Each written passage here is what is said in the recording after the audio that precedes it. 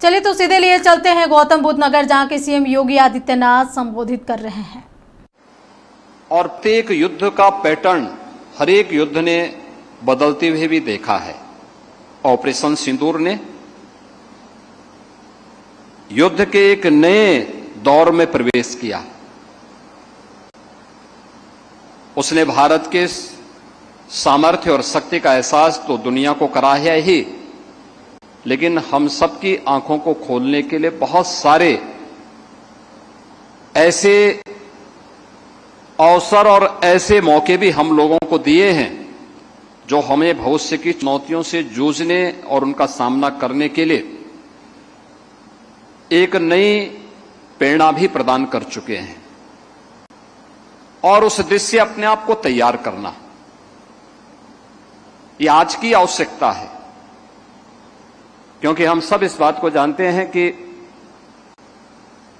आपके पास ताकत है तो दुनिया आपके सामने नतमस्तक होगी। और ये आज से नहीं, प्राचीन काल से ही भारतीय मनीषा तो इस बात को मानती रही है। जब महाभारत के युद्ध के दौरान गुरु द्रोणाचार्य से ही पूछा गया था कि आप शस्त्र धारण क्यों कर रहे हैं, तो उन्होंने एक ही बात कही थी। उस समय उनकी जो प्रेरणा थी वह केवल उस कालखंड के लिए नहीं थी। अग्रतः चतुरो वेद पृष्ठतः सश्रम धनु, यानी शस्त्र और शास्त्र का, जिसके बारे में भारतीय मनीषा बार बार कहती है कि शस्त्रेण रक्षते रष्टे शास्त्र चिंता प्रवर्तते, यानी शस्त्र और शास्त्र दोनों में जब बेहतर समन्वय होगा तब कोई राष्ट्र शक्तिशाली होगा। और जब आप शक्तिशाली हैं तो अगला व्यक्ति शांति की अपील करते हुए आपके सामने आएगा। शांति मांगने से नहीं होती है। आप देखते होंगे एक बकरी जिंदगी भर मिमियाती रहती है लेकिन कोई उसको बख्शता नहीं है, उसका मालिक हो या कसाई हो। उसकी जो दुर्गति होती है अंततः वो मिमियाते मिमियाते अंततः दुर्गति को प्राप्त हो जाती है।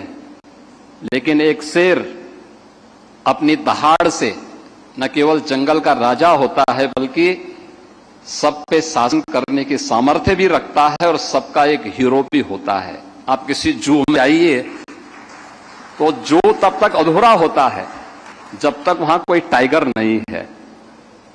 आप ढेर सारे जानवर रख लीजिए लेकिन लोगों को अच्छा लगेगा, लेकिन एक टाइगर है तो मान के चलिए कि हर व्यक्ति वहां जरूर जाकर के देखने का प्रयास करता है।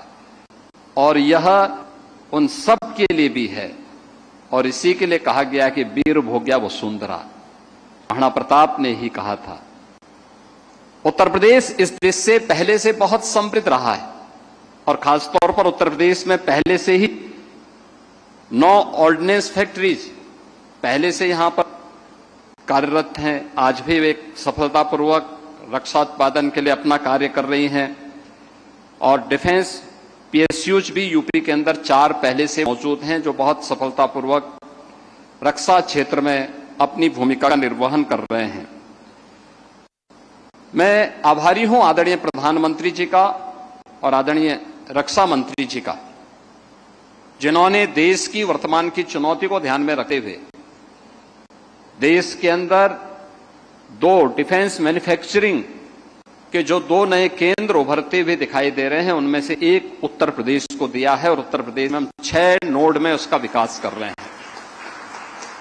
अब तक हम लोगों ने 12,500 एकड़ लैंड डिफेंस मैन्युफैक्चरिंग कॉरिडोर के लिए अलीगढ़, आगरा, कानपुर, लखनऊ, झांसी और चित्रकूट में उपलब्ध करवाया है।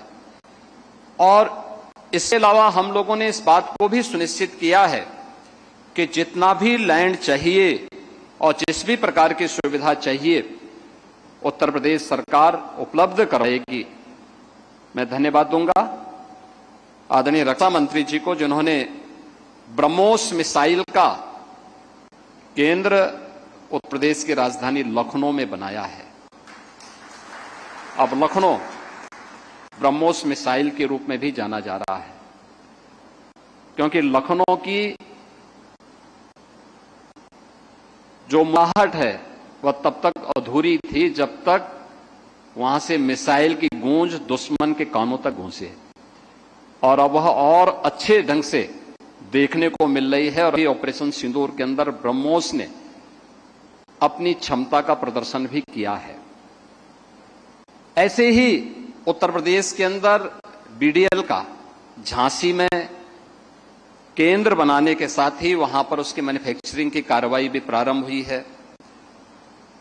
AK-203 अमेठी में इसका निर्माण का कार्य चल रहा है। बबलेन स्कॉट का हरदोई में कार्य चल रहा है।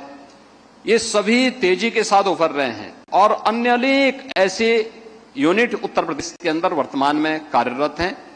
और मेरा विश्वास है कि आज यहां पर जिस नए कार्य को लेकर के aircraft engine and defence aerospace test facility के जिस सेंटर का आज हम यहां पर माननीय रक्षा मंत्री जी ने यहां पर अभी उद्घाटन किया है, हम लोगों ने देखा है कि उस टेस्टिंग फैसिलिटी को किस रूप में हम आगे बढ़ा सकते हैं, जिसके लिए हमें दुनिया पर निर्भर रहना पड़ता था।